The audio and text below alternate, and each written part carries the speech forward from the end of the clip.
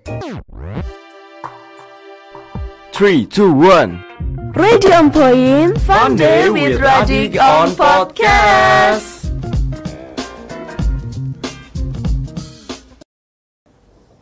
Delapan 89.8 Radik FM, Get Creative, Be Positive in Edutainment Station. Nah, selamat siang nih Sobat Radik. Gimana nih puasa hari ini? Kayaknya berat juga ya. Dan di siang kali ini Kira hadir di zona kampus yang pastinya Kira nggak akan sendiri. Kira udah kedatangan tamu yang menjadi duta kampus di tahun 2024. Jadi Kira bakal nemenin kamu nih di 60 menit ke depan. Dan di segmen kali ini kita kedatangan tamu, yaitu ada Mbak Lela. Gimana nih kabar hari ini? Halo, alhamdulillah kabar hari ini baik.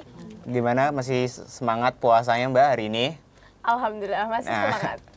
Dan kita akan bahas juga ya nanti tentang perjalanannya Mbak Lela di dunia perdakampusan. Siap. Nah, sebelum masuk ke segmen itu, kita bakal puterin lagu dulu satu buat kamu nih, Sobat Radik. Yaitu ada Hindia, Everything You Are. So, let's went out.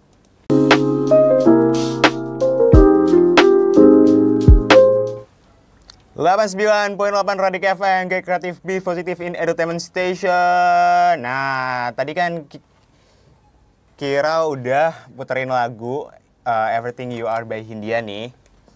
Dan kita, yang tadi kita udah tease di awal, kita kedatangan tamu, yaitu ada Mbak Lela. Halo. Dari Duta Kampus.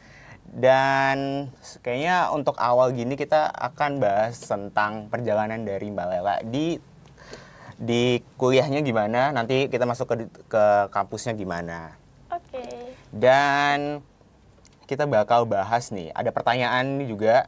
Nah, boleh nggak sih Mbak Lela ini ceritain dong kenapa milih jurusan hukum di UMS? Apa karena dari SMA udah tertarik dengan jurusan hukum atau seperti apa? Nanti Mbak Lela bisa ceritain. Oke, langsung aja ya. Iya. Jadi alasan aku kenapa milih Fakultas Hukum, sebenarnya dari SMA itu nggak ada pandangan untuk ke hukum. Oh, nggak ada pertama? Nggak ada, awal-awal tuh nggak ada. Terus di akhir-akhir itu kayak mikir, di setiap tempat itu kan pasti punya aturan. Sedangkan kita hidup di negara hukum, aku pengen tahu terkait dengan di Indonesia itu hukumnya seperti apa aja sih, mengatur apa aja. Karena setiap aspek di kehidupan kita, itu pasti ada hukumnya. Benar. Gitu. Ya, itu aja sih Mbak kalau pertanyaan ya. Iya. Nah, tadi kan kita udah bahas tentang perjalanan. Kenapa sih Mbak Lela mau masuk Fakultas Hukum? Dan selanjutnya kita akan masuk ke hal yang paling utama, yaitu kenapa sih Mbak Lela ini tertarik untuk masuk ke Duta Kampus? Karena kan Mbak Lela adalah Duta Kampus di tahun 2024. Apa sih yang membuat Mbak Lela ini tertarik banget sama Duta Kampus? Dari awal kuliah tuh sebenarnya nggak ada pandangan untuk Iya. ke arah, wih kuliah jadi Duta Kampus nih. Tapi di tahun kemarin, pada saat aku scroll sosmed di Instagram, aku melihat di Instagramnya Biro Mawa itu ada pengumuman untuk seleksi Duta Kampus. Oh, ada waktu itu? Ada waktu itu. Terus syarat-syarat administrasinya itu kok kayaknya nggak begitu sulit. Dan aku perkirakan aku bisa nih bagi waktu antara kuliahku dengan Duta Kampus ini. Jadi aku daftar di Duta Kampus itu. Jadi awalnya karena lihat sosmed aja waktu itu ya? Iya. Menarik nih. Dan mungkin buat Sobat Radik tahu nih tantangan terbesar selama kuliah dan bagaimana cara mengatasi pembagian maintenance waktu itu antara kuliah dan Duta Kampus. Tantangan terbesar ya. Sebenarnya tantangan terbesarnya bagi waktu juga, sama kayak pertanyaan. Iya.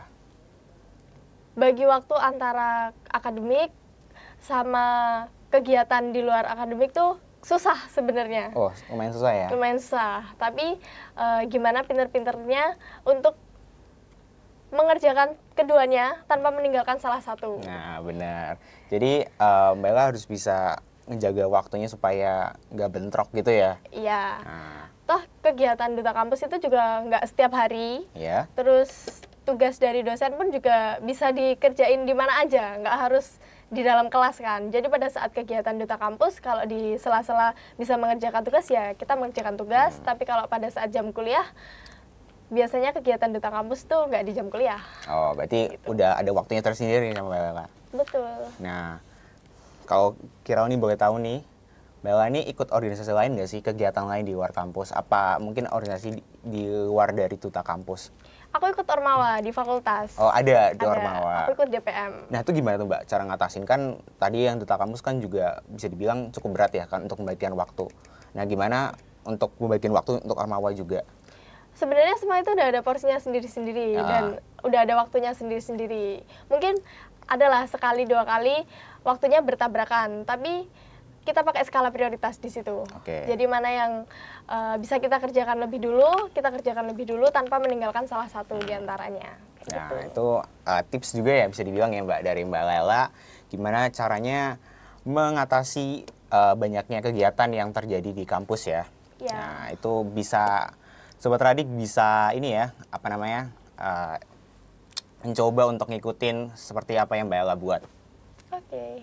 Dan selanjutnya, karena tadi kita udah bahas perjalanan dari Mbak Lela, kita bakal masuk ke musik dulu. Dan kali ini Kirau bakal muterin lagu yang judulnya Soulmate by Katina. So, ini dia musiknya. 89.8 Radik FM, Great Creative B40 and Entertainment Station. Nah, Kirau kan tadi udah bahas ya tentang kenapa sih Mbak Lela mau masuk ke Fakultas Hukum dan perjalanan awal kenapa tertarik dengan fakultas dan duta kampus ya. Dan sekarang kita masuk ke perjalanan untuk segmen utama, yaitu perjalanan Mbak Lela di duta kampus di tahun 2024. Nah, untuk yang awal pertanyaannya adalah apa sih Mbak? Kenapa sih kriteria utama yang dinilai dalam pemilihan duta kampus? Waktu Mbak Lela tuh gimana? Kriteria utamanya gimana? Waktu aku tuh pertama kali tuh mengumpulkan berkas-berkas via online. Setelah itu ada technical meeting. Ada technical meeting dulu? Iya, setelah technical meeting itu dijelaskan. Jadi nanti untuk seleksi lebih lanjutnya itu seperti apa, itu ada wawancara. Ada wawancara? Iya, seleksinya melalui wawancara itu ada 4 topik. Iya. Yang pertama terkait kemuhamadiahan, yang kedua terkait dengan psikotes sama pengetahuan umum, yang ketiga bahasa Inggris, ada bahasa Inggris juga, dan yang terakhir public speaking. Nah, buat Mbak Lela tuh, menurut Mbak Lela tuh susah nggak sih? Dari 4 topik yang tadi dibahas tadi tentang ada bahasa Inggris, apa ada dari 4 itu yang jadi struggling Mbak Lela untuk pada saat wawancara itu? Sebenarnya kalau dibilang susah itu ya susah-susah gampang lah gitu. Susah gampang ya. Kalau struggle aku lebih ke bahasa Inggris karena memang bahasa Inggris aku sedikit kurang. Terus di kemuhamadiahan juga seadanya. Oh, seadanya gitu aja ya. Tapi pede aja gitu. Pede aja ya. Kan Mbak Lela berarti juga sebelum wawancara kan juga udah cari-cari, udah belajar-belajar juga ya tentang 4 topik tadi. Iya. Bener ya? Setelah technical meeting, ya, belajar. Langsung belajar gitu ya. Dan ada nggak sih tahapan khusus yang menurut Mbak Lela ini paling menantang? Maksudnya di luar dari wawancara itu, apakah ada lagi?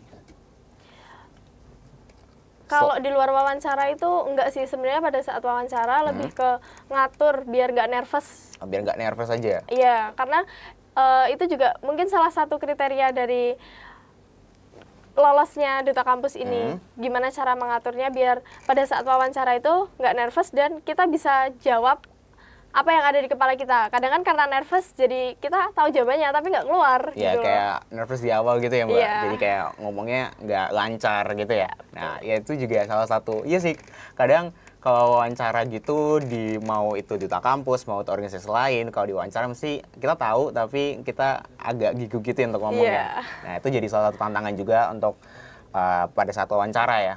Nah, jadi Sobat Radik tadi kan bisa ngikutin apa yang dilakukan sama Lela, itu betul belajar, yaitu juga bisa maintain gimana ekspresi dan lain-lain ya. Iya, soalnya wawancaranya itu juga face to face kan, sama wakil rektor, dosen terkait.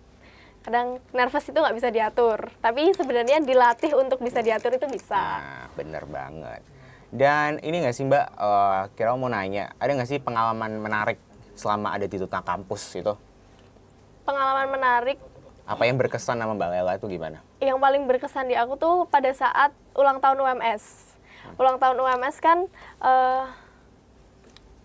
Nggak, lanjut Mbak tadi. oke, di ulang tahun UMS kan ada pengesahan rumah sakit UMS kan ya. Iya. Itu yang ngesahkan Pak Yusuf Kalla. Jadi karena aku ikut Duta Kampus, jadi aku berkesempatan untuk berinteraksi langsung dengan Pak Yusuf Kalla. Oke, keren banget tadi kita udah ngikutin perjalanan dari Mbak Lela. Nah, sebelum itu kita bakal puterin lagu, yaitu ada Nadine Amizah, yaitu Rayuan Perempuan Dia. Jadi ini dia lagu buat kamu.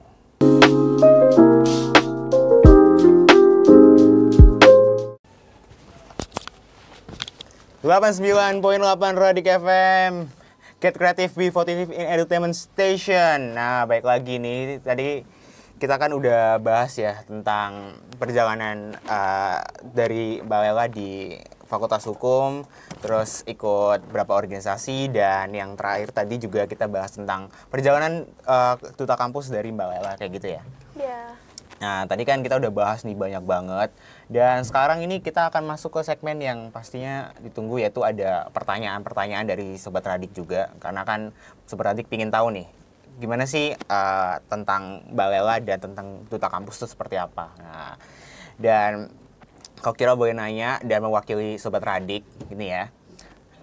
Kira mau nanya nih, seberapa besar sih peran komunitas di Duta Kampus dalam pengembangan diri Mbak Lela? Apakah setelah ikut Duta Kampus nih Mbak Lela jadi terlatih dalam beberapa hal, beberapa aspek? Nah, mungkin Mbak Lela bisa ceritain gitu ke Sobat Radik. Peran besar komunitas Duta Kampus buat aku sendiri ya. Iya. Sangat besar. Wah. Karena dengan aku ikut Duta Kampus, public speakingku secara nggak langsung jadi makin terlatih. Karena jadi Duta Kampus ditantang untuk mau nggak mau menghadapin banyak orang dari berbagai kalangan kan ya. Benar. Entah itu dosen atau sesama mahasiswa. Yang pertama itu. Yang kedua, relasiku jadi banyak. Karena dengan ikut Duta Kampus, di setiap fakultas di UMS ini pasti ada Duta Kampus. Jadi dari 12 fakultas, aku ada kenalan sesama Duta Kampus. Jadi setelah ikut Duta Kampus, Mbak Lela jadi punya teman banyak ya? Karena setiap fakultas mengirimkan minimal berapa Mbak? Dua dari setiap fakultas untuk ikut ada di Duta Kampus ya? Iya, betul. Nah, itu dari mahasiswa. Belum lagi di Biro Kemahasiswaan. Itu ada lagi tuh Mbak? Iya, di Biro Kemahasiswaan yang menaungi kita, jadi kita akrab dengan stafnya di sana. Karena ya hubungannya sama sana. Terus dengan dosen-dosen di fakultas sendiri maupun direktorat udah familiar lah kayak gitu. Dan kok Kira juga boleh nanya lagi nih tentang tadi tentang kampus pengembangan dirinya dari Mbak Lela. Mungkin Sobat Radik kan mesti setelah denger siaran ini kan kayak tertarik gitu juga kan tentang zona kampus, tentang Duta Kampus. Nah, jadi apa sih yang harus dipersiapkan sama Sobat Radik nih yang emang dari awal nih tertarik sama Duta Kampus? Apa yang harus siapin, prepare dan planning apa yang harus dilakukan, atau soft skill apa yang bisa dipunyai dulu sebelum mau daftar di Duta Kampus? Soft skill yang harus dipunyain untuk jadi Duta Kampus tuh sebenarnya nggak ribet ya. Yang utama dan paling utama itu udah pasti public speaking. Wah, baik. Public speaking itu poin plus banget kalau mau jadi Duta Kampus, karena dari tahap seleksi aja nanti udah wawancara public speaking yang kepakai di situ. Yang kedua adalah pemahaman materi yang udah dijelaskan di awal tadi, kayak kemuhammadiyahan, psikotes, bahasa Inggris, itu bisa jadi poin penunjang untuk bisa masuk ke Duta Kampus. Terus dikenal di fakultasnya.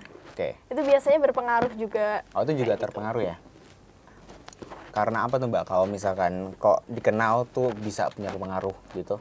Karena ini kan Duta Kampus ya. Duta itu kan istilahnya kayak perwakilan, kayak brandingnya fakultas. Kalau teman-teman fakultas itu tahu, pasti lebih enak untuk menyalurkan apa sih tujuan dari Unif ngasih duta kampus, pasti kan ada manfaatnya juga buat mahasiswa. Jadi itu bisa dirasakan sama teman-teman mahasiswa umum yang nggak di dalam duta kampus. Nah, gitu. tadi kan Mbak Ella udah jelasin tuh, keren banget tentang apa yang harus kalian prepare untuk Sobat Radik untuk mau ikut ke duta kampus sebenarnya. Dan tadi kan kita udah jelasin nih prepare-nya, terus planningnya seperti apa. Nah, kalau Mbak Ella boleh share nih, kalau pengalamannya Mbak Ella aja nih, apa sih yang kesalahan apa yang sering dilakukan oleh peserta yang mungkin membuat mereka ini gagal di seleksi? Kan mesti ada seleksi ya gitu ya Mbak, dalam pemilihan duta kampus. Dan kebanyakan dari mereka nih membuat kesalahan apa dan mengakibatkan mereka tidak lolos di duta kampus. Kalau menurut Mbak Ella gimana? Menurutku ya, kesalahan yang sering dilakukan sama teman-teman jadi nggak lolos di duta kampus tuh kurang percaya diri pada saat wawancara. Karena untuk masuk duta kampus kan seleksinya melalui wawancara lah. Teman-teman itu kurang percaya diri dalam menjawab apa yang ditanyakan sama pemateri.